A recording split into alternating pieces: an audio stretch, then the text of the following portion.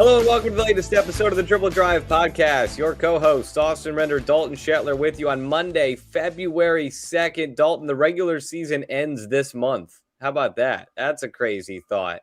We're in the final month of the regular season, the push for the postseason, and we are excited to talk about what was a banger of a day yesterday in Big Ten women's basketball. Dalton, how are you, sir? I know you're still recovering from the defeat yesterday, but otherwise, how are you doing?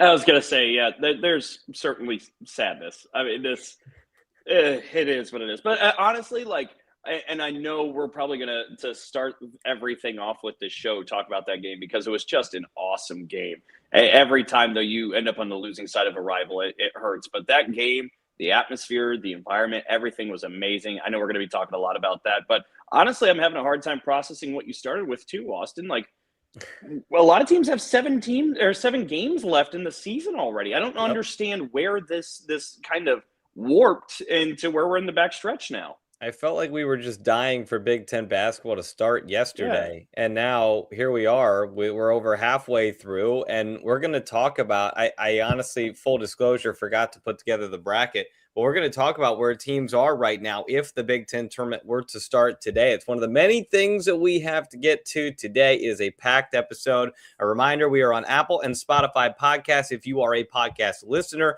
If you want to see the beautiful face of Dalton Shetler, you can go to the Back Home Network YouTube channel and you can watch us live Mondays, usually around noon Eastern time.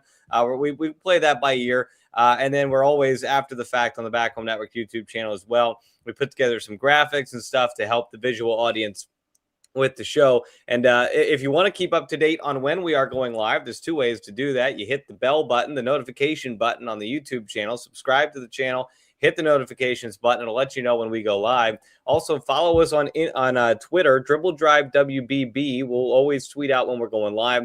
Follow us on Instagram as well, Dribble Drive WBB, to stay up to date on all of the latest content. We've got a bevy of games to get to. As I mentioned, we're going to go through the Big Ten standings, see where everybody kind of sits. We're going to talk about, I think, maybe the biggest matchup of the season coming up on Sunday with UCLA at Michigan. We'll talk about that and so much more. We'll give out our 3 stars, power rankings, all of that good stuff. But first, Dalton, I do have to relay a message from Sarah Van Meter, the SID of the Michigan Wolverines, who said, can you please get Dalton to say some nice things about Michigan? That wasn't a direct quote. I know Sarah and I were laughing about it. But I did say I would make you eat crow if Michigan won. I was going to start with UCLA, and I think we probably should, but I wanted to throw that out there first. We'll get to it in a minute. We'll make Dalton say something nice about Michigan. But I do think we should start with the team that is clearly the best team in the league, and that's the UCLA Bruins. An 88-65 win over Iowa. And this was just the epitome of a UCLA game, Dalton. This was we're going to beat you by a couple points each quarter. It's going to slowly get away from you, and boom, you lose by 23. I turned this game on. I got home from the game. It was at halftime, and I was down 11. It's okay. You don't feel like they're in a good – there's not many times where you feel bad about being within 11. You don't feel great about it. But most games you think, 11 points, we can get back into that game. When you're down when you're down to UCLA at halftime, you just have that sense of inevitability. I'll turn this game on, but I kind of have a feeling I know who the winner of it's going to be. And that was – that spelled out late in the third quarter. UCLA went on a big run. They dominated the fourth quarter. Ava Hayden was really good in this game for Iowa, kept them in it, but battled foul trouble. And ultimately, UCLA just has too many ways to beat you, too many people that can beat you. Angela Dugalic had a career-high 22 in this one. And they just that's the thing about UCLA is you can throw a punch at them and you might land 1 or 2, but you only have 1 or 2 ways to land punches against UCLA, whereas they have 4 to 6 ways to land punches on you. They use their feet, their head, their hands in this punching and this boxing metaphor, and you just can't – you can only defend so many of them. And UCLA does such a good job offensively and defensively. They're so much more improved, I think, defensively this season, Dalton, than they were last year. And I think that's what makes them extremely scary is that they can do it on both ends of the floor. And I thought Iowa matched up pretty well with them with their size, and it just did not matter. And UCLA just has the depth at the guard position to make you pay. Well, and how many times in these conversations do we talk about Lauren Betts, who's an All-American, a National Player of the Year type of basketball player? We talk about Kiki Rice every time. We've been wowed by Gianna Neepkins. But then here comes somebody like Angela Dugalich, who really might be a WNBA basketball player. Yep. Like, I mean, she has that kind of potential. She has that kind of skill level. And when you talk about, I mean, in this list, we bring her name up usually fourth. And it's a WNBA player. That goes to show, I mean, you talk about like you just had this overwhelming feeling of UCLA. I don't view them through like an evil prism, but it is the Empire from Star Wars, right? Like there's Darth Vader. It just feels way too insurmountable when you're playing against them. Look, I don't want to get tired of UCLA's greatness. I think it's kind of easy to become pretty nonchalant or pretty numb to the success that they have. Yep. So I kind of was just thinking about it the other day, and I was driving actually into the game yesterday, and I kind of had a thought hit me. So last year, UCLA loses 2 games in the Big Ten, right? They went 15-2 because they didn't get to play Northwestern. And then so far this year, gave them the win for that. Oh, true. So 16-2. It was a forfeited game. Yeah, 60-2. And then this year they're 11-0 in the Big Ten. I think they've played 11. Yes, 11-0. Yep. So since joining the Big Ten, UCLA is 27-2, and those 2 losses were to USC. Yep. Nobody else in the Big Ten can say they've even beaten UCLA. If you're a fan of Illinois, Indiana, Iowa, Maryland, Michigan, Michigan State, Minnesota, Nebraska, Northwestern, Ohio State, Penn State, Purdue, Rutgers, Washington, Oregon, Wisconsin, you don't have a win over UCLA. That's how good they have been. And, I mean, they are a juggernaut, and they just kind of keep on rolling along. I'm with you. I thought Iowa, for the rest of the field, provided the best matchup just because of their play style and because of their sheer size. I don't think many of the other great teams in this league have that kind of size. But UCLA handled it. No questions asked. Well, the only team this season that can say they were even within 10 points of UCLA is Ohio State. Yeah. As you mentioned, nobody can say that they've beaten them. Only one team could say they were within a 9-point game. And if you go back to last season and you talk about, I mean, they beat Washington by 11, Nebraska by 37, Michigan by 16, Indiana by 11, Purdue by 34, Penn State by 16, Rutgers by 18, Maryland by 15. Again, you're getting the picture. Like 10, Oregon was their closest one for a while. They ended up beating Michigan State by 6 and Iowa by 2. And the Michigan State one, by the way, was really close, but there was no Lauren Betts for UCLA in that game. So Michigan State, Iowa, and Ohio State are the only teams outside of the Los Angeles area code that can say they've even played them to a single-digit loss. And that's what's incredible about what they're doing. And that's why I wanted to lead the show off with them, because it's easy. I don't even know if we've done them justice in terms of talking about them enough. But they are just on cruise control. And it's going to be put to the test this coming week. They're going to go to Michigan. They're going to play Michigan on Sunday, then Michigan State the following Wednesday. And a really fun double there for UCLA. Can they beat Michigan? And then on the back end of these trips, which we're seeing sometimes the back ends of these trips can be very tricky. And they're going to get Michigan State, a feisty team, on the back end of this long trip, a cold trip to Michigan. So this kind of feels like the last gasp here, Dalton.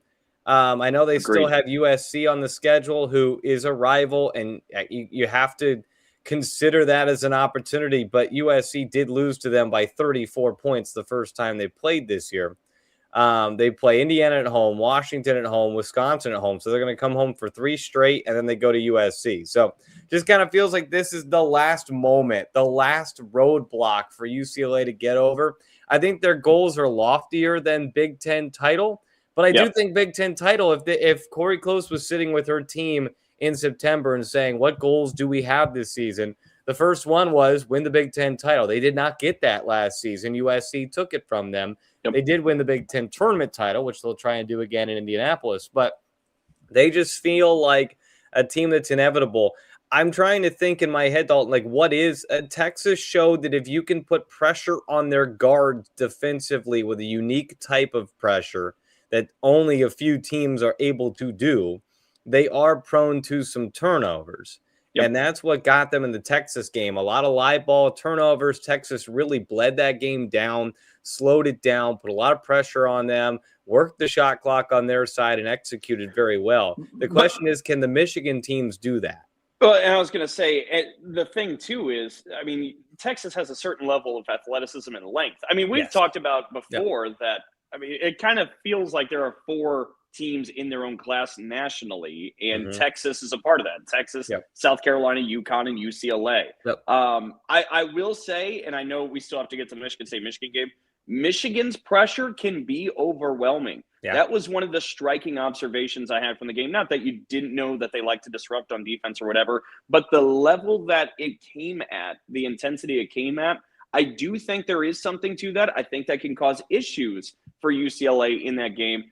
But boy, at this point, you do have a hard time not just picking UCLA for everything. Like they are just that rock solid. Again, when we're talking about Lauren Betts is a WNBA player, Kiki Rice is a WNBA player, Gianna Neefkin's probably a WNBA player, Angela Dugalik's probably a WNBA player. I mean, it is a professional franchise. Gianna Betts will probably be a WNBA player when it's all said and done. She's not there yet, but certainly has that ceiling. Yeah, like, and so there is a talent margin, a talent gulf that everybody's going to have to try and overcome. I think, like you brought up the Texas game, they also have a similar level of talent where they're able to expose some of those areas. And you just wonder, though, I think there is a gulf between UCLA in terms of talent with everybody else in the Big Ten.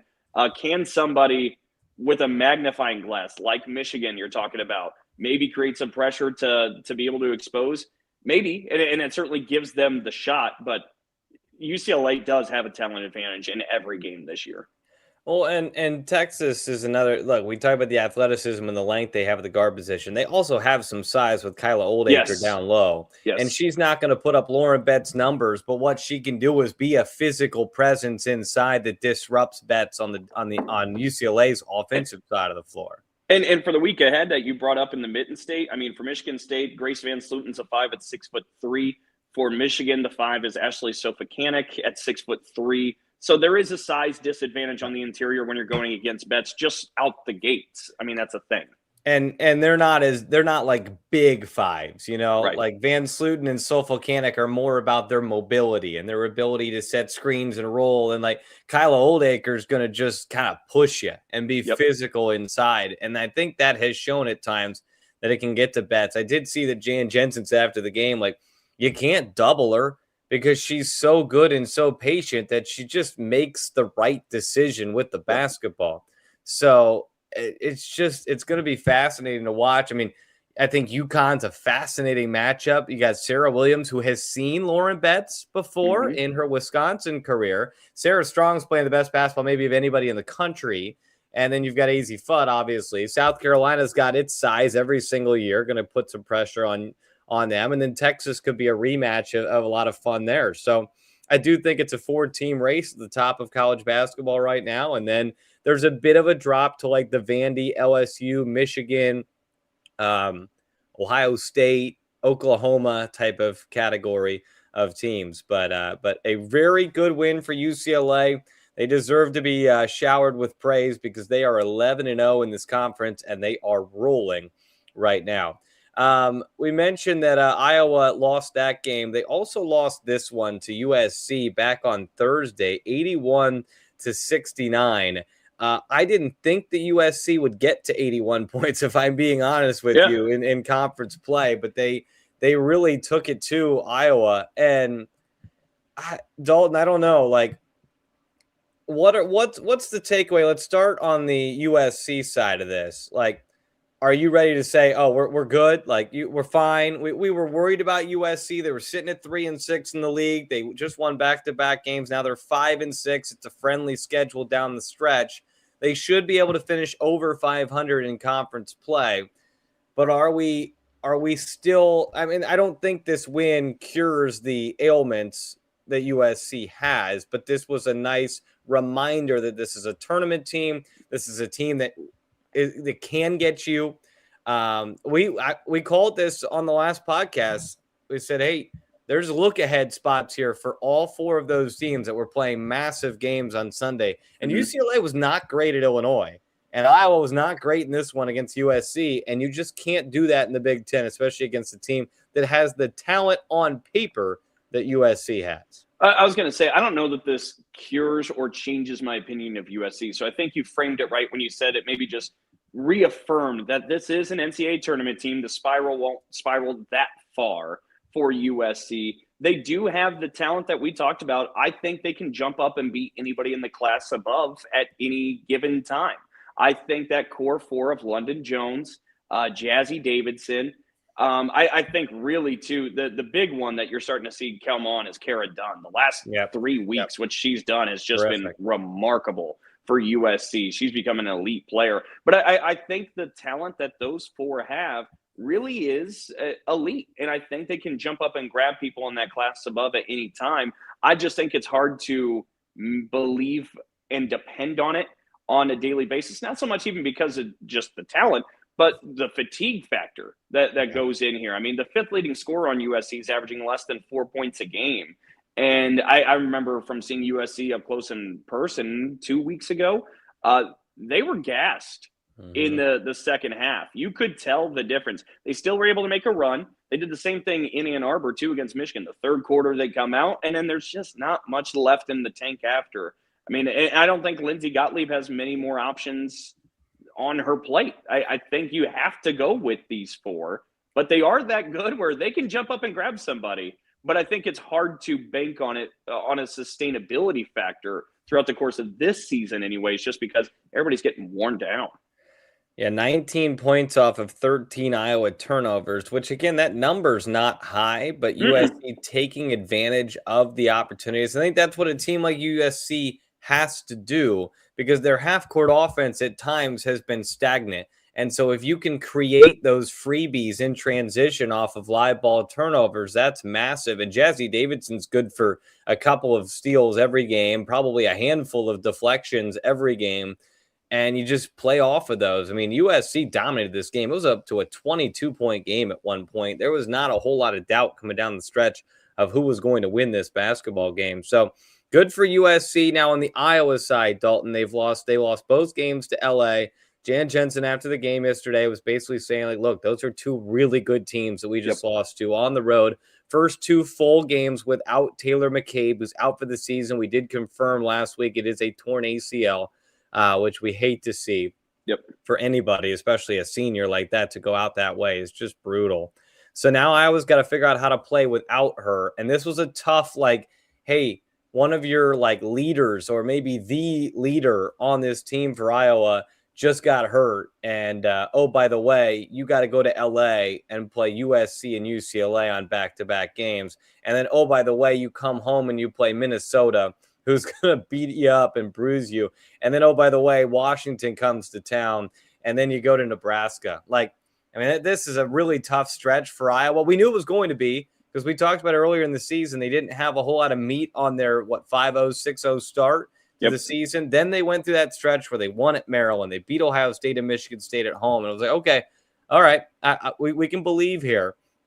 But they just – it's going to be a really tough stretch here. They're going to have to figure out how to play without McCabe. They're going to have to figure out how to best utilize Hayden, because I think Hayden is really good. But it's almost like they're not totally taking advantage of her and what she can do. I don't know what I even mean by that, but it just feels like she should have a bigger impact on the game than sometimes she does. I think her points tend to sometimes be just a hair empty. Well, maybe what you're kind of referring to is so much of the Hawkeyes offense right now in the half court is all about high-low. I mean, it's Stokey running around the free throw line, dumping it inside to Hayden. And if defenses are able to front and then shade pretty heavy and help side, then it takes it away. And it feels like there may be other ways to feed Hayden on the post besides just a simple high-low. Maybe that's kind of what you're referring to, but I still think overall, to your point about Iowa on the whole, I don't think we're surprised or punishing them for dropping both of these games. I think these are two good LA teams. I think if anything, it just brings them back to earth a little bit in what our impression is. Because for a moment, we felt like we had an idea of Iowa. And then when they were unbeaten, they made it through that stretch, we said, okay, we've got to quit putting a ceiling on this team until they've proven otherwise. And this week brings them back fully into that mix of teams 2 through 5 in this league. I do think their ceiling is higher than I thought it was in the preseason. Agreed. But it's back a little lower than maybe we started to stretch it a week ago. Yep. I think that's kind of where we're at. The other thing with that Hayden-Stolke high-low is until Stolke can reliably shoot and make that elbow jumper, Hayden's just going to have people sagging down onto her because teams are going to dare Hannah Stolke to make a play from the elbow. And at times, she doesn't want to do that. So I'll be curious to see what adjustments. Remember last season, it was a little bit earlier in the Big Ten schedule, but I think they were, 1-6, 2-6 in the league? Yeah. And then Jan Jensen kind of mixed the ingredients up, brought a new thing out of the oven, and it worked. And they figured it out. So we'll see if Iowa can do that. They do have, as I said, 2 home games this week, but it's Minnesota and Washington. So no games that you can certainly just scoot on by. All right, we've made it 21 minutes. It's time for this week's segment of Say Something Nice About Michigan, brought to you by Dalton Shetler. Dalton, Michigan gets the win in overtime, 94-91. I was broadcasting during your fourth quarter and your overtime, so I didn't get to see all of this.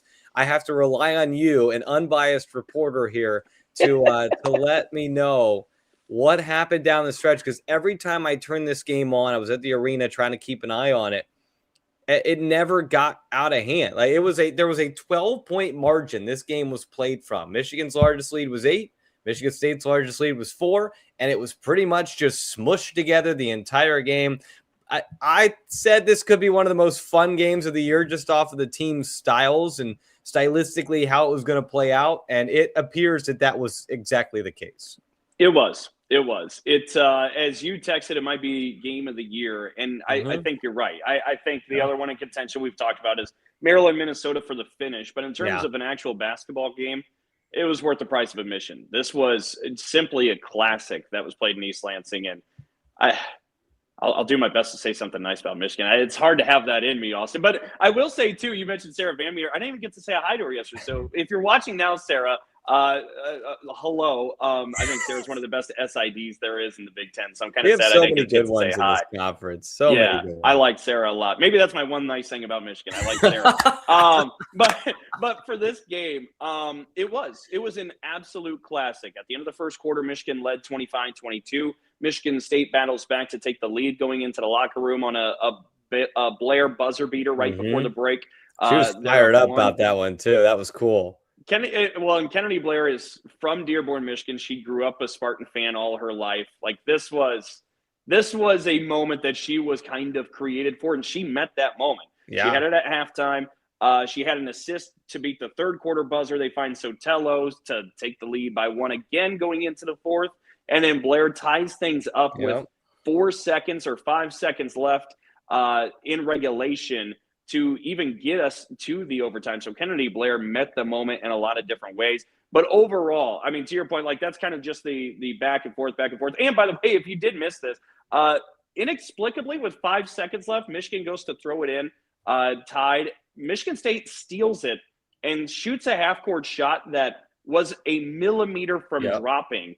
Banked from Ines Sotelo, swirled around the rim, it goes off. You go to overtime, and it looked like an overtime. I thought Michigan just simply had more gas. I thought Michigan State was really tired in that overtime. I thought that was apparent. That was one of the things Matt Park, the Michigan radio guy, and of course, fill-in co-host on this program as well. We were talking a little bit about, and I was like, it looked like Kennedy just had given everything she had, and there just wasn't enough left in overtime. So that was kind of the quarter by quarter, the sequence of things of this game. Overall, this game rocked. I mean, there was 11,600 plus people in attendance for this game. It was the highest ranked matchup in this rivalry's history. with Michigan State being 13 and Michigan being 9. It went back and forth. It had everything to it. And that's, I think, the best thing, Austin, is that both these teams, I thought, played at a really high level. Of course, the game's not perfect, right? I think Michigan walks away thinking, oh, we could have done this better. Michigan State certainly says that about layups. They went 18 for 28 on layups. But overall, both teams shot above 50% from the floor. Both teams were playing really effective. Both were sloppy with turnovers, but the aggression was there from both sides. The intensity was there. The effort was there. This really was one of the best college basketball games I've seen in a while. And I mean, we joke a little bit. I mean, kind of joking. It really does hurt if you are a Michigan State fan to lose to Michigan. That is a real thing that our fans are dealing with, and certainly I'm dealing with a little bit as well. But it's the first time, I mean, for some backstory, Austin, this is year 10 for me here in East Lansing, working with Michigan State in different areas. The first 6, I was with the men. And, of course, you feel strongly on the men's side, too, about Michigan State, Michigan. This is year 4 on the women's side. Between football, men's basketball, women's basketball, I can't remember a time where Michigan State lost this game where you said, you know what, though? That was a hell of an effort, and you tip your cap to them. A lot of times you may pout a little bit more or stew, saying we didn't show up, we didn't play our best, so on and so forth. This game had everything, and we told you the margins were pretty slim. I had hopped on a few different shows before this game, Austin, and said that if we played it 10 times, my guess is Michigan wins 5 and Michigan State wins 5, and it appeared to be just that close. Michigan got the win, and hats off to them. They are as great of a team as we thought they were, now having seen them in person.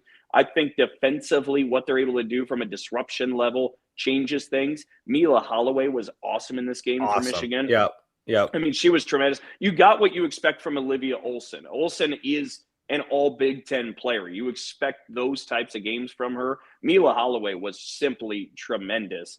I think they made life really hard on Grace Van Sluten. That was another thing Matt and I talked a little bit about after the game. Grace didn't have her best game, and I do think part of it was Grace is kicking herself about maybe a couple of layups, but I thought Michigan defensively did a lot to really disrupt and change some things. But top to bottom, this game was awesome. And I just think you give credit to Michigan. I'll even give credit to Michigan State in the loss just because this game was that good. I just don't think – there's always hurt in losing to a rival. I don't know how else to explain this, but there's no shame in losing that basketball game. It just was a really well-played game. Yeah, so I pulled a couple of things up here, a quote from each coach, just talking about this incredible game and the atmosphere. So you've got, this is Kim Barnes-Rico. For those listening to us in the podcast form after the game, she said, quote, "To have the environment that we had today in this state is unbelievable. I think for all the young girls out there watching, there's hope. There's hope that you can play in front of a packed crowd every night like the men." It looked like it was absolutely rocking in there at the Breslin Center. It was. And then we got one from Robin Freilich after the game as well. Women's basketball has never been better, and I keep saying it. Our league's never been better. The rivalry's never been better. Women's basketball has never been better.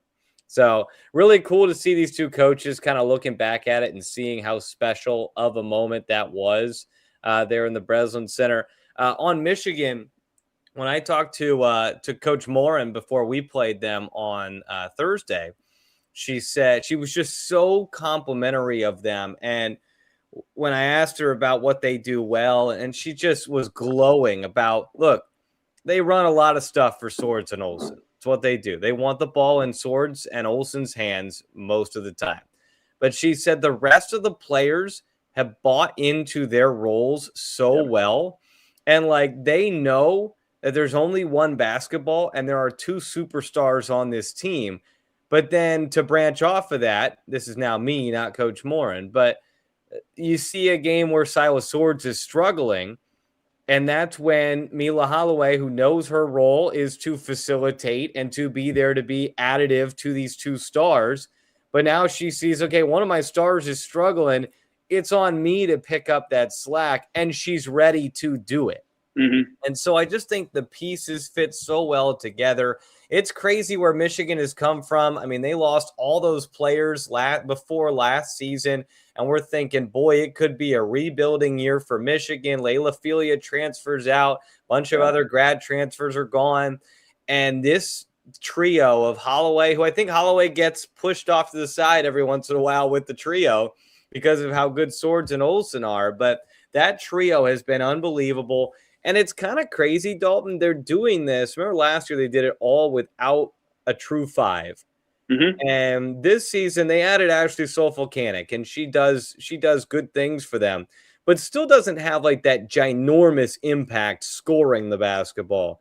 But I think it's just her presence that does help things work well. She's pretty good defensively in the post, and that's what we said last year was get a post in there. And I think they would, if they could have got their hands on Sarah Williams, then maybe they're UConn. Like, I mean, but Solvolcanic has fit in very well.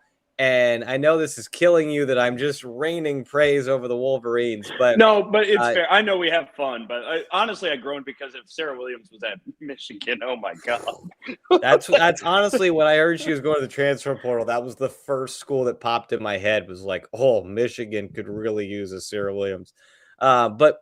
Good win for Michigan. Remember last year, Michigan went to East Lansing and won. And then what was it? A week and a half later, you guys played in the Chrysler Center. And flip-flop. So Michigan State played at Ann Arbor first and had that ridiculous second half. And then Michigan came to East Lansing and got that win like a week and a half later. But no, I think overall your point's really, really spot on about Michigan. And I think that's really what made this game interesting too, Austin, before we hop off of it. I did want to give credit to Silas Swords had some timely buckets. Even though she struggled in this game, she had some timely shots that she's made for Michigan. The moment. Yeah, she is. I mean, she's one of, if not, like if we did a clutch top five, like Silas Swords is in that conversation right at the very top. I think overall your point about Michigan and how the pieces fit together, I think a lot of that too with Michigan State. And I think that's why this game is so interesting, Austin, because these two teams, in a lot of ways, as much as you don't like one another, they're like looking in a mirror to me. And statistically, they're that way on the stat sheet. I mean, they're neck and neck in scoring offense. They're both top in the country. They're both top in the country in turnover margin, top in the country at steals. Like every stat you went down on the stat sheet was off by a decimal, a tenth or 2/10 or whatever. These two teams play a similar style. They do things pretty similarly. And they're just really complementary teams, whole units. And I think, to your point, what Kim Barnes-Arico has done in the last 2 years, given what we thought it would be with Layla Filia transferring out, I remember like those conversations like, okay, these are some talented freshmen, but they are freshmen. And they turned into, it felt like seniors halfway through last year. And they continue to be what they are. I think that's one of the really cool things, besides just those two teams being such great teams as you kind of framed it. But like Robin Fralick had said before this game, she said this sport is at its peak in popularity so far, right? Like this game has never been more popular. And you read some of the quotes from afterwards. And she took a moment to kind of reflect on and look at our rivalry between Michigan State and Michigan. For the first time ever, they're both in the top 15. Both of these programs, I mean, Michigan has had success under Kim Barnes-Arico. I don't want it to sound like they just now found success. They went to an Elite Eight. They were really good with Naz Zillman, obviously. You know what I mean? Like this is a whole new ceiling for them. Yes, agreed. Like I thank you, because I was having a hard time figuring out the best way to put that. But how about for Michigan and Michigan State at the same time as this sport booms into a different level of popularity than it's ever had? Robin Fralick had said for these two programs to ascend along that same path as the sport as a whole, that's how you get these crowds. They're 11,600 some, and it's really cool to see. I know in rivalries, everybody wants their rival to be bad. Yeah. But deep down, if you are a true sports fan, if you dig in there, you want your rival to be good. Because then it means that much more when you beat them. 100%. It is so much more fun. Like right now, just to use an example, Indiana football is a lot better than Purdue football at the current moment. Is it fun to beat Purdue? Sure.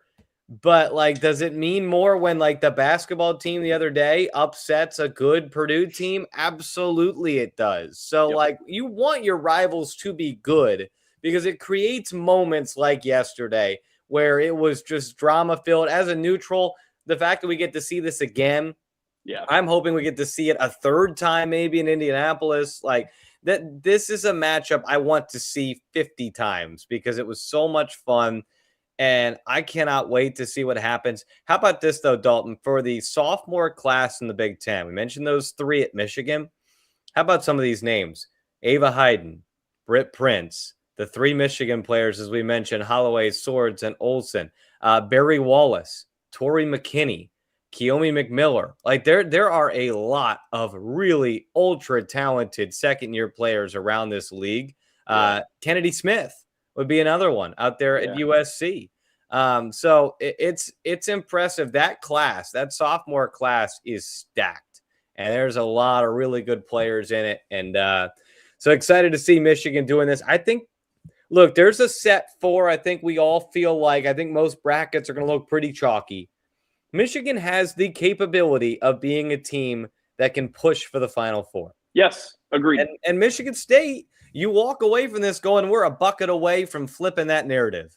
Yeah. Well, and that's that caliber of game. I said during a commercial break, Austin, to my broadcast partner, this feels like the level of play was a Sweet 16 or Elite 8 type of game. I mean, because Michigan State was playing really well, and I think Michigan played really, really well. Like, that was a Sweet 16 or Elite 8, like, level of caliber of play. That's how good that was. That's what you hope for when two good teams play, is that they both play well. And both teams played well. And Michigan State, we give Kim Barnes-Arico credit for raising the ceiling for Michigan. The ceiling is so high right now for Michigan State under Robin Fralick. 2 NCAA tournaments, and now this season should be in line to host the NCAA tournament. Great position for Michigan State. Let's run through a quick couple of other results. We don't have to spend a ton of time on these, but just wanted to mention Ohio State. They keep rolling 90-71 over Nebraska. We're going to talk about our top five here in a minute. I think we feel pretty good about the top five in the league, or some order of UCLA, Michigan, Michigan State, Ohio State, Iowa. Some order of that five. Ohio State just keeps rolling. Jelani Cambridge might pop up in our 3 stars graphic here in a little bit. Averaged 29.5 this week. 29 in the opener of the week and 30 in this one against Nebraska. She's unreal. Look, our player of the year conversation a week ago, I went with Lauren Betts.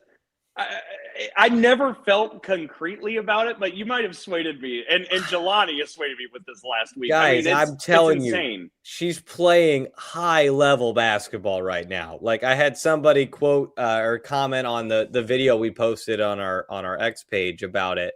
And he said, you can't just look at points. It's not just points. She's averaging over 5.5 rebounds and 5 assists a game. Like, she's doing everything right now. If it's an MVP award, she's so valuable to Ohio State. Lauren Betts is obviously valuable to UCLA. She'd be valuable on any team.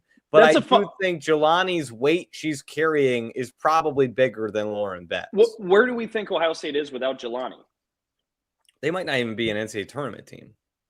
Like, I mean, that's maybe not that far. Maybe not that far, but because I do think Kevin McGuff's a really good coach. But it could be with that tier that we're talking about around 10 through 12. Yes. And that's a lot of weight Jelani's carrying. Yeah. Because I think if you take Lauren Betts off, they're still a top 20 team in the country. Yeah. She just elevates them so high as a unicorn who cannot be guarded. But Jelani Cambridge cannot be guarded. Like, she's proving that. She's now second in the league in scoring. I mean, look, she's awesome. And I will campaign for her for sure. Weird week for Maryland.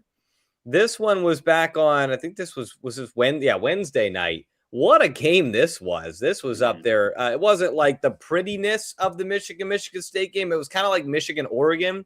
We're like, this isn't a great game, but somebody's going to have to win it. It's a compelling game. And there were some interesting whistles down the stretch that sorry, Maryland, but I thought favored the Terps. And then Poffenbarger misses a free throw to win it in regulation. Washington goes and wins this behind, 38 points from Savia Sellers. Sellers went for 38. She took 32 shots in this game, went 15 of 32, 5 of 15 from three, and really just kind of put them on her back. But I tell you what, Elwadine was quiet and hit a huge three to tie the game in regulation. And Bryn McGoy continues to play great minutes for Washington. Weird week for both these teams. So let's pivot off this one, Dalton. Washington loses then to Illinois. They come back home after a long trip out east, and they get upset by the Illini. And you and I have gone like this on the Illini this year, I think. We're up, we're down, we're up, we're down. This was a really impressive performance, and there's a couple of mea culpas that I wanted to issue about our last week's episode where we were doing the mid-season awards, and we were just throwing names out for contenders. We did not throw Sierra Parchman's name out for Freshman of the Year. She absolutely deserves to be in that conversation. She is playing incredible basketball right now. Another 23 in this game, and I think a double-double as well. And then Maddie Weber deserves to be in the sixth player of the year conversation. She continues every time I put together these show notes. She's in double figures all the time and just does her job, comes in the game, impacts the game. And Illinois is a team that, look, they're not super deep, but the players they have are very impactful. And they're young, so they're going to have moments where they don't put it all together, but they're going to have moments like this where the true potential, remember how high this recruiting class was, the true potential comes out. And it's a group, simply put, and I hate for it to be so cliche, but they make plays. I remember from the game I saw from Illinois, Barry Wallace just simply makes plays. When the time or the moment appears, they just have a sense for it. They make the plays that are required and needed. And a big thing, too, I think, Austin, when you talk about Illinois, there is no easy schedule in the Big Ten Conference. But as far as a front 11 goes, Illinois has went through the grinder. Yeah.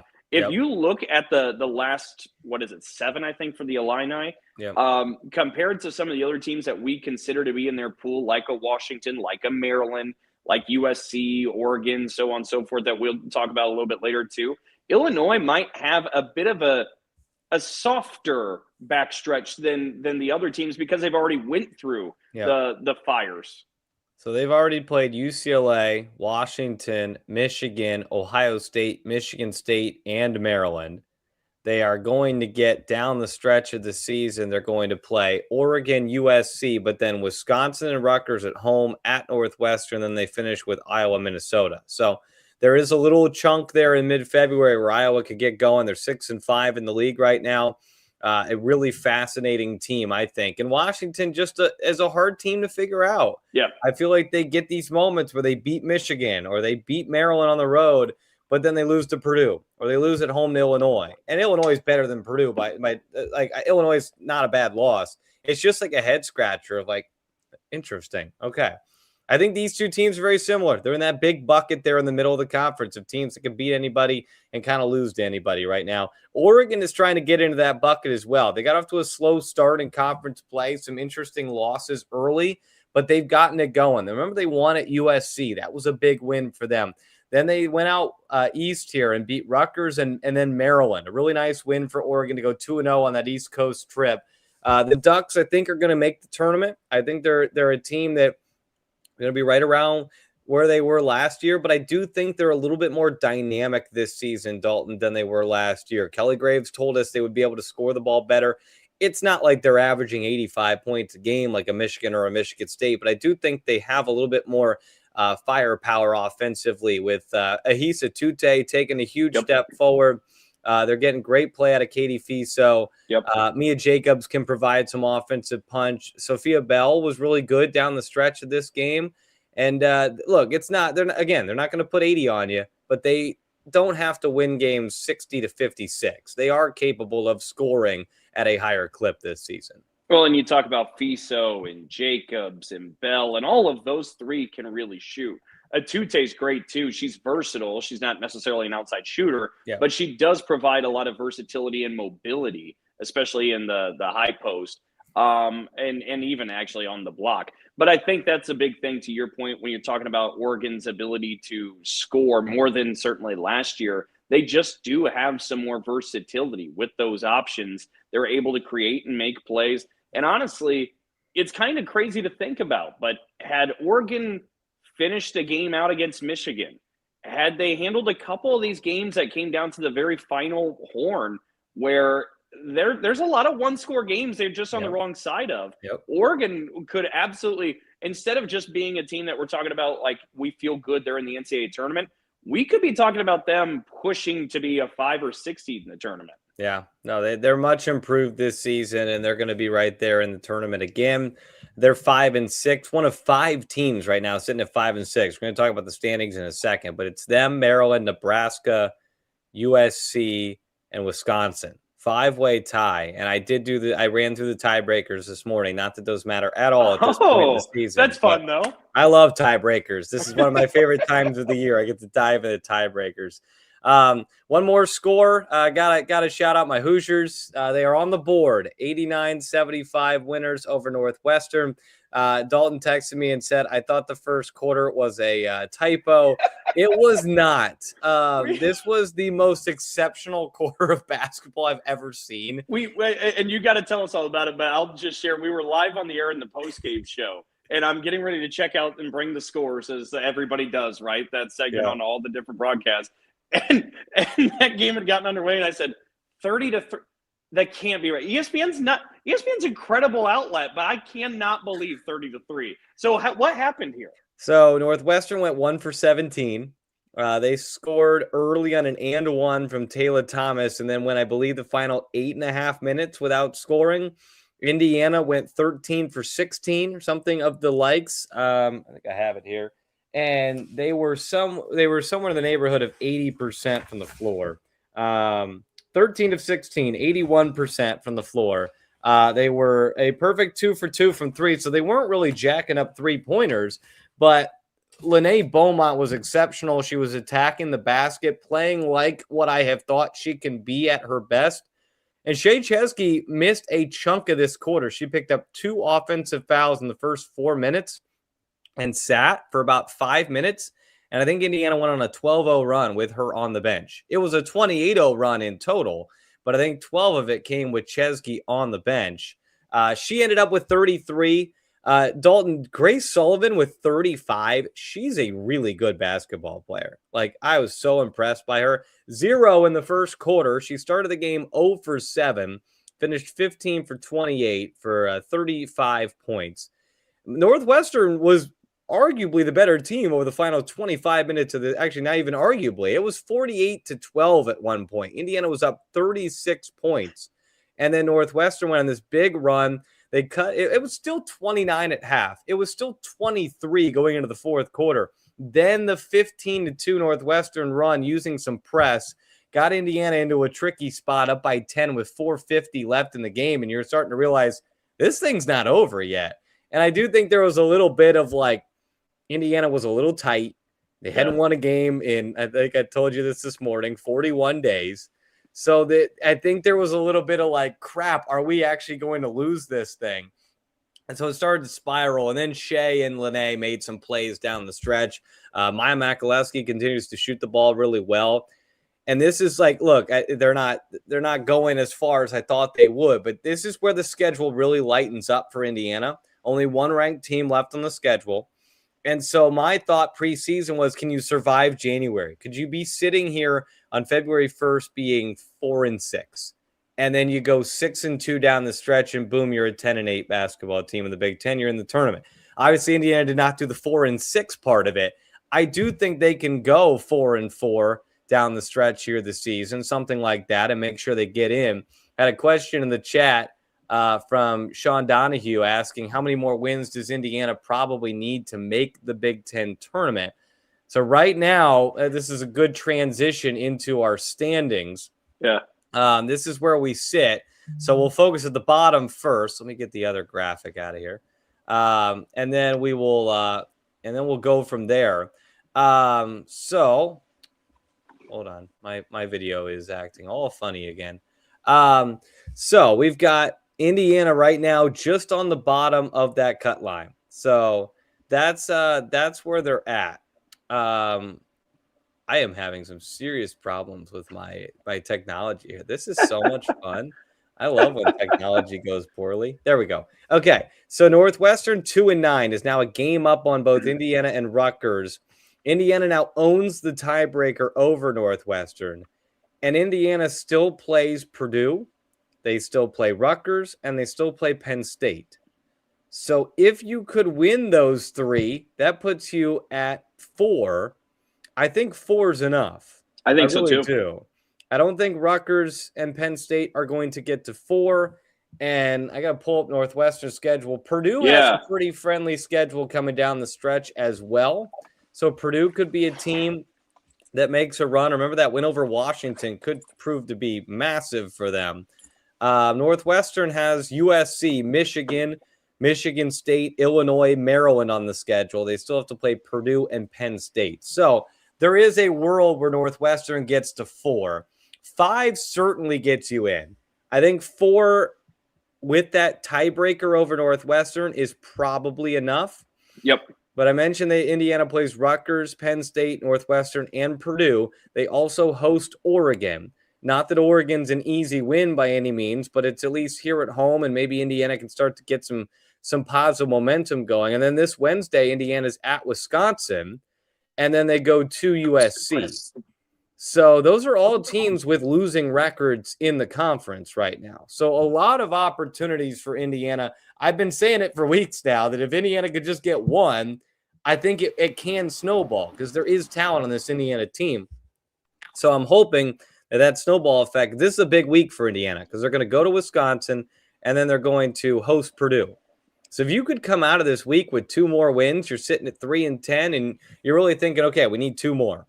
And maybe just maybe you can make it not dramatic, like the last week of the season, Indiana finishes with Rutgers and Penn State. So there's wins there in that last week, but can you take the drama out of it and just get there here over the next 2 or 3 weeks? That's the big question for Indiana. Looking upward, the double bye is going to be very fascinating.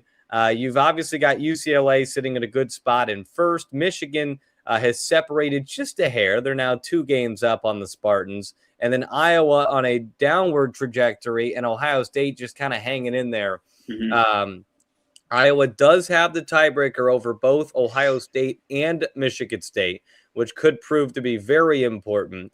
Obviously, when you get into a 3-way tie, the head-to-head tiebreakers are thrown out because then it becomes a 3-way conversation and you have to look at your records against each other. So it still would be that Iowa would probably move forward.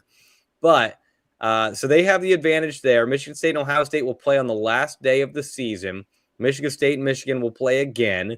UCLA still has to play both Michigan and Michigan State and owns the tiebreaker over Iowa and Ohio State. Washington falling to Illinois, I think, puts them in a tougher spot now. If they were sitting there at 8-3, with an opportunity still to play Ohio State this week and still to play Iowa later in the season, you could definitely talk me into Washington moving up. But I do think they're going to sit in that middle ground.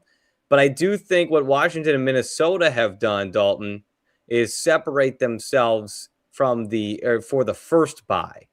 They feel like they're in a comfy spot there to where they're going to end up somewhere in the 5-9 range, get that Wednesday bye, and not have to play on the opening day, which is funny because those 2 teams did play on the opening day last season, Washington and Minnesota, looking like neither one of them will have to play on that opening day. That yellow line for the first bye, Dalton, these are some really tight teams.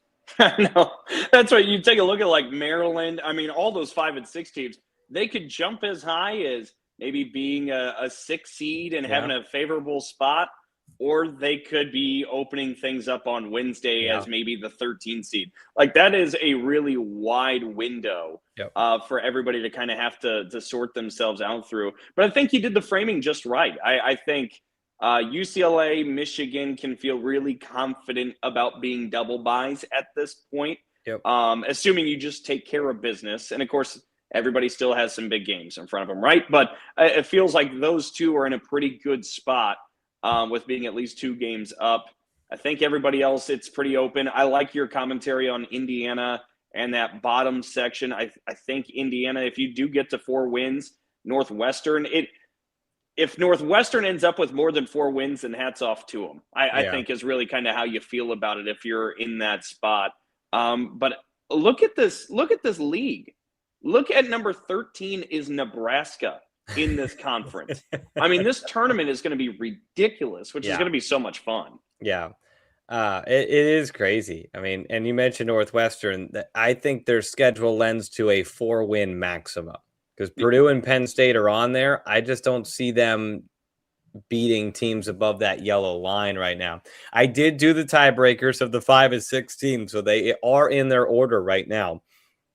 The way it worked, Maryland, Wisconsin, and Oregon were all 2-1 against that group of 5. They haven't all played each other yet, but they were all 2-1.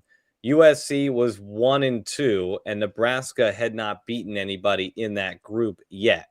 So that led to USC dropping down to the 12, Nebraska the 13, but we still had to separate the other 3. The next tiebreaker step is your record against the best team in the league.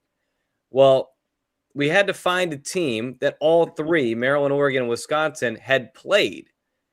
To do that, you go all the way to number 7, Minnesota. That was the team that decided the tiebreaker, was the 7th-seeded Minnesota Golden Gophers, because Maryland had beaten Minnesota, but Oregon and Wisconsin had lost to Minnesota.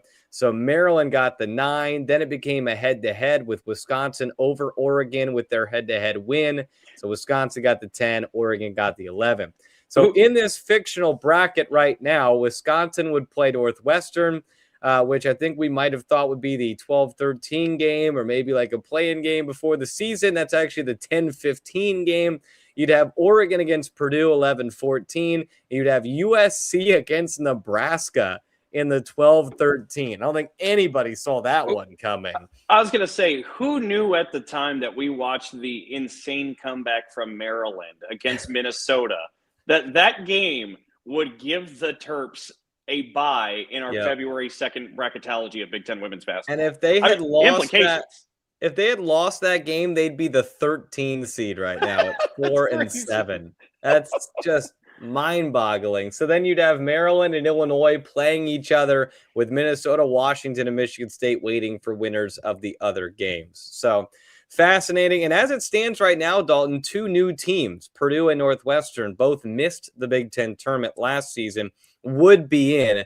I am a biased reporter. I still think Indiana is going to fight their way in and knock one of those teams out. We'll see. It does appear there's some separation there. It's 5 teams for the final 2 spots. Penn State is starting to run out of opportunities. They do still play Northwestern. They do still play Indiana.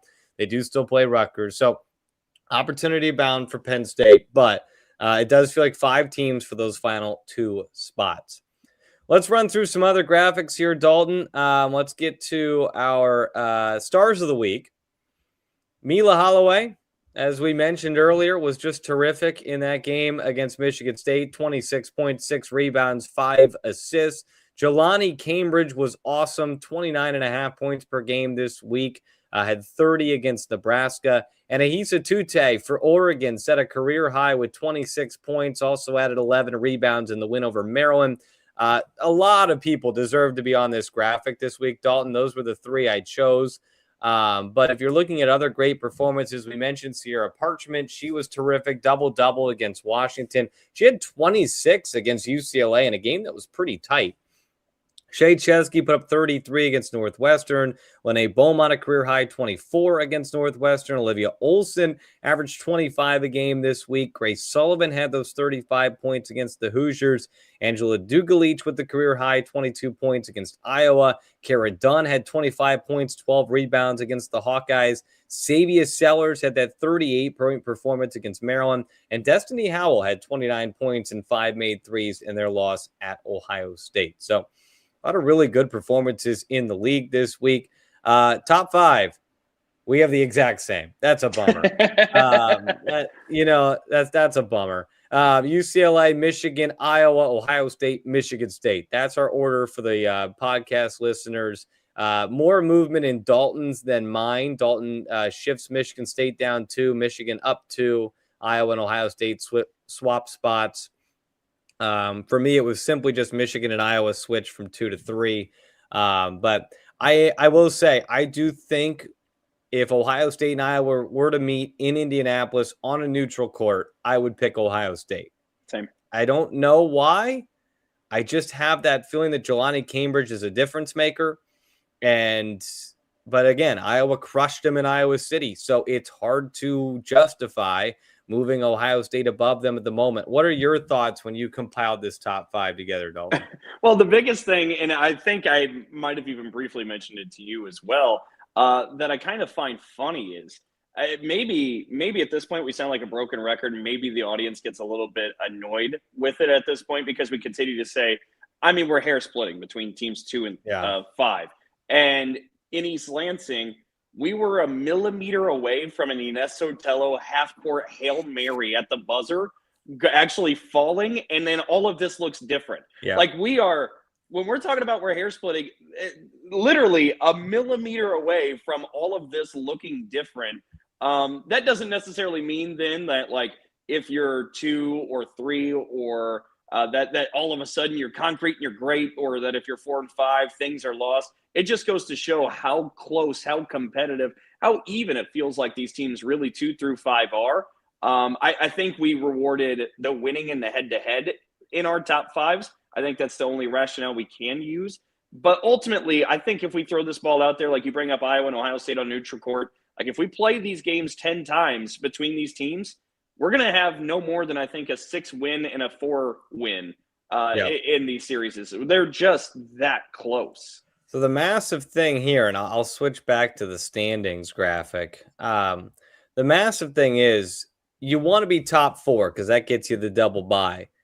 But Dalton, you almost want to be top 3 because then you at least get to spend most of the tournament on the opposite side of the UCLA draw. Last season, it was you're either on UCLA's side or you're on USC's side, and neither one of them is a lot of fun. This year, not that Michigan's a lot of fun. Michigan's really good. Mm-hmm. But like it does feel like we've seen Washington beat Michigan. We've at least seen Michigan play some close games.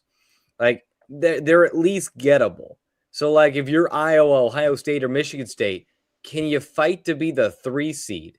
And then you get to push off having to face UCLA until the championship, and you get more opportunities at maybe some more winnable games. That's an interesting thing that popped out to me when I'm looking at this. I was going to say that is interesting for the Big Ten tournament because I think you're right, too. I think that's a really fair assessment of it.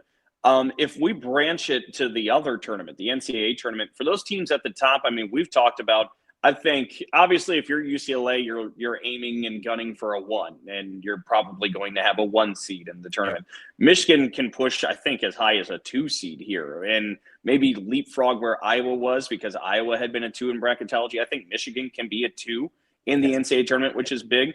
I think for those other teams, I mean, Iowa's still in a position with their resume. They can aim for a 3, maybe a 2. But for Ohio State, Michigan State, I mean, they still feel like right now with bracketology, they would be hosting schools, but that's the conversation.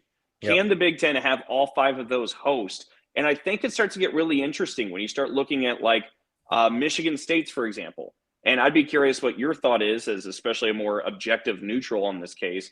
But Michigan State had an undefeated non-conference. It wasn't the most challenging of non-conference schedules, but it included a tournament win against Clemson, who Charlie Cream has in the NCAA tournament, a very bubbly Clemson team, a dominating win over Ole Miss. But then you have that black eye of the loss at Wisconsin, which doesn't look as bad because apparently Wisconsin will beat everybody at the Kohl Center.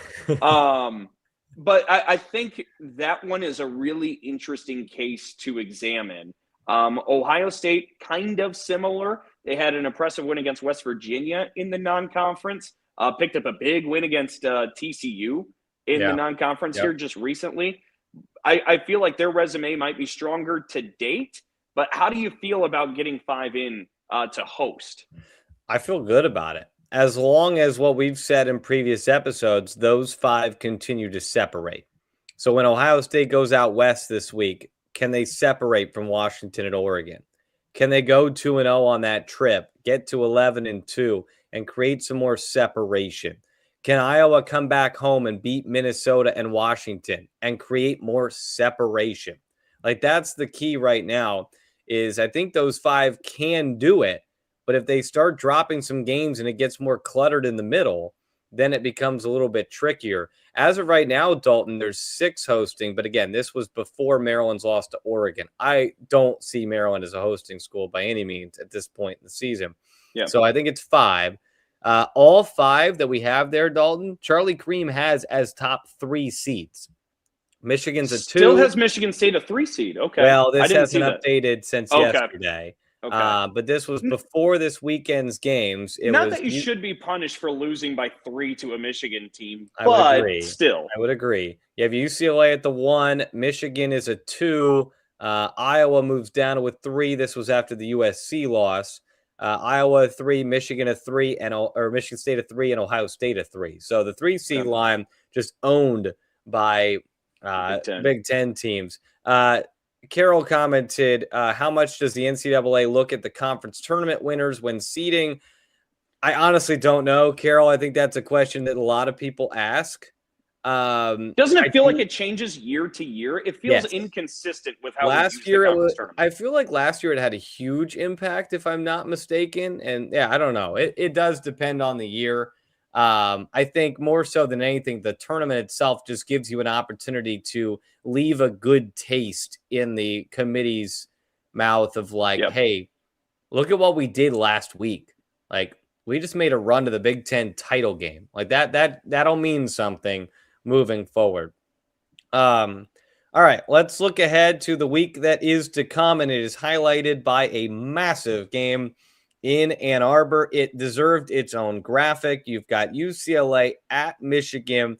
Bruins going on the road in a battle for first place in the Big Ten at the Chrysler Center. This is a massive game, and I'm just curious, Dalton, how well Sofocanic can hang inside with Lauren Betts, and then can the guards, like you mentioned at the top of the show, put that pressure on UCLA that we saw Texas do and create some havoc for UCLA's guards. And then the other thing, there's 2 things here, Dalton. I forgot to mention this in our Michigan discussion earlier. A Michigan kryptonite that could happen this season. I think I know where you're going. They can't make free throws. Yep, 100%. They can't make free throws. Yep. These are good shooters. They got to make free throws. I sound like an Indiana fan from the 1980s, but like, you got to make free throws. Like, that has the capability of tripping this Michigan team up if they're trying to put away a basketball game, and they've got to try and salt it away with free throws. They were 13 of 25 against Michigan State. They shoot about 60% on the season. Like, you got to make your free throws. And so that could be a big thing. And then for UCLA, can Michigan get them in some foul trouble?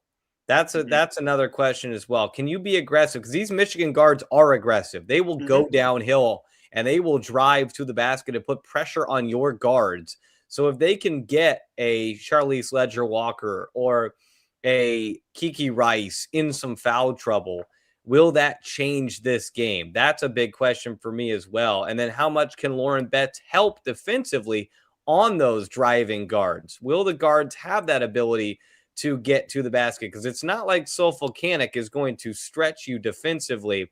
She can shoot the elbow jumper, but she's not going to shoot threes. So will Lauren Betts kind of sit off in that paint and be a last line of defense against those Michigan guards? I have a feeling the pull-up mid-range jumpers for Olivia Olson and Silas Swords are going to be massive in this game. No, I think it's fair. And I feel like overall, like I said, the game that I just got to witness with Michigan State and Michigan yesterday, it felt like an A game really from both squads. Like I said, I think you walk away, there's a couple of things each side can kind of moan and groan and say we missed some opportunities here. Michigan, it would be free throws. And I think I think it might have been Skim Milky, the famous Twitter account. Keeps popping up all over my algorithm. Skim Milky more than any other source, I think, on this podcast. I really do. I don't know why it keeps popping up, but and I think now I followed. So now because it is some good stuff. But I think Skim Milky had made the point that if Michigan happens to leave like the NCAA tournament earlier than expected, it will be because of free Yes. throws. Yes, Like it we will. could call that now in February. I'm not saying they leave early. I think they're a really good team. They're going to have probably a really good run and a great season. But if there is a downside, this group of shooters does have a hard time at the charity stripe. I think that's got to be corrected in a game against UCLA if you're going to win. I think to the point we talked about earlier, the Michigan guards are able to create some real havoc in the backcourt with that full court pressure. I think it can swarm UCLA for stretches, but I would be curious if it's sustainable for 40 minutes. I just think UCLA has pros everywhere. I think eventually they'll be able to come up with answers for that. That's, again, not a knock to Michigan. I don't know how to say that in the most respectful, correct way, Austin, because I think Michigan is the second best team in this league as we speak right now. I just think UCLA is so good in terms of talent. I think Michigan, though, can make this really interesting in some of those respects. I do just expect UCLA, given their talent, to be able to figure that out. And I think Iowa fans who might be saying, hey, why didn't you give like this much, like a single graphic or whatever for the game between number 2 and number 8? Well, first off, I think the new rankings came out, by the way. We had you on this last time. You're off your beat today, Dalton. You're supposed to be doing AP women's basketball polls. Well, for full context, we lost power at my office like an hour ago, so I've been scrambling. I tried to open the laptop just a little bit ago, and it took the AirPods from my phone that I'm talking to you on and went there, so I had to close it. So here we go. Michigan is up to 8, so it is going to be 2 versus 8 again. Ohio State jumps 2 spots to 9. Okay. Iowa drops 2 to 10. You got Michigan State up a spot to 12. Wow. And then down at the bottom of the rankings, Maryland drops 6 spots to 22, and Washington, despite the loss to Illinois, moves up a spot to number 24. So, but my response to that, if there are people who are like, why didn't you build up the other game bigger? I think we did build it up, but also, like, if that was in Carver Hawkeye Arena, that has a massive feel to it. Yep. But if this game was in Pauley Pavilion, I wouldn't be as like, ooh, here we go. Like, I think there's something about UCLA getting away from home, traveling across the country. I think the Chrysler Center will show out. I know it's Super Bowl Sunday, but I'm sure they're still going to show out. And this is going to be a lot of fun on Sunday. A couple other quick games. We've been going a long time here. Quick games on the schedule for this week. We've got Maryland at Michigan State on Wednesday. The Terps, Dalton, are in a really interesting spot right now. They're on this graphic twice because they play on the road twice this week. They're at Michigan State and at Nebraska. If they lose both those games, 5-8 in the Big Ten. So this feels like a back against the wall for Brenda Freeze's squad. 100%. We've said they have 9 lives. I think they've used up 6 of them at this point. So they got to start kind of getting it going here.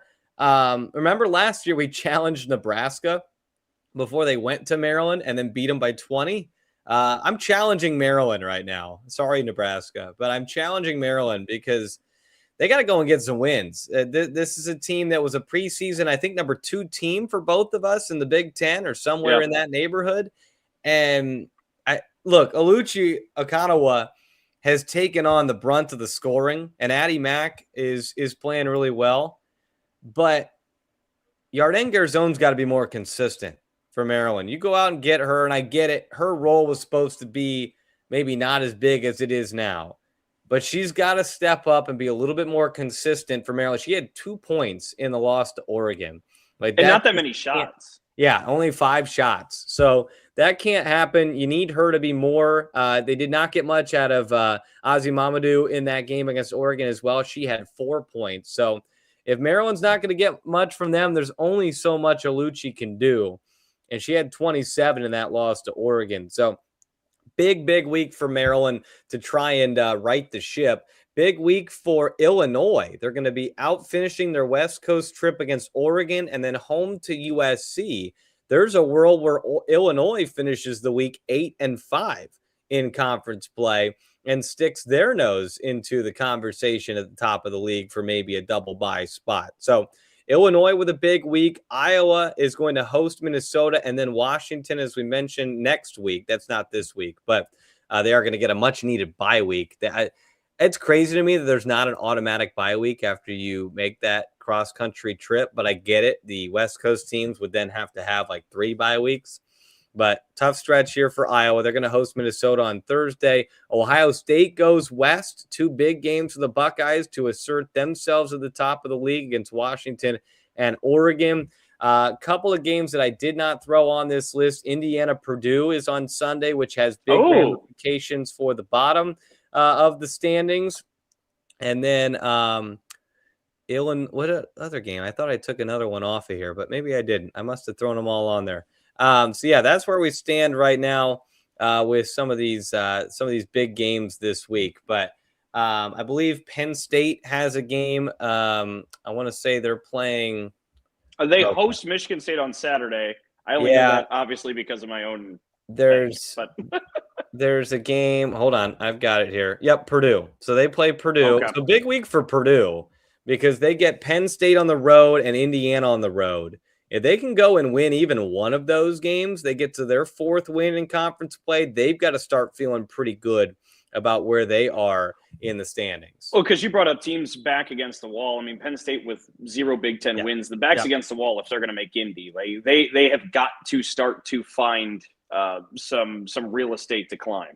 They have been just 1-28 over the last 2 seasons. And the win was against Ohio State, inexplicably.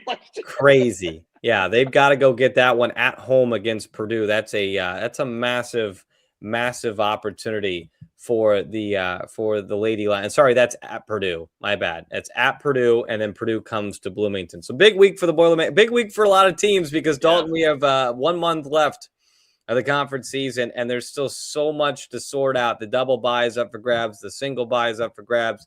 The final spots in the tournament are up for grabs. NCAA tournament seeding, player of the year conversation. It's a massive time of the year. And I think we both like UCLA on Sunday, but what a great game that's going to be. Absolutely, it's going to be. I also like the graphic, too. Our graphics department's come a long way. So look, nice work there. We don't pay them enough, but they are starting to churn out more stuff. So they heard we got a YouTube or a Instagram page and had to step up the work. But that will be a big game. I'm really excited for Michigan UCLA. Our graphics department is me with the help of my wife, making sure I don't post anything that looks silly. So that's where we're at the moment. Thank you all for listening to us. If you've made it 1 hour and 17 minutes, thank you so much. We have so much fun with this that Dalton and I just kind of keep talking and talking and talking. We could do this for hours, especially at this point of the year in February. But should be a great finish to the season. Indy, our 2 schools moving all around. We're going to try and keep these schedules as much as we can on Mondays. We'll talk to you episode 89, recapping UCLA, Michigan, Ohio State's trip out west. So much to get to on next week's episode. Reminder, we're on the Back Home Network YouTube channel. Find us there. Give us a subscribe. Let us know how we can improve, and we will continue to do that. Tell a friend. We're coming down the stretch of basketball season. On the Dribble Drive. For Dalton Shetler, I'm Austin Render. Thanks for listening to episode 88 of the Dribble Drive.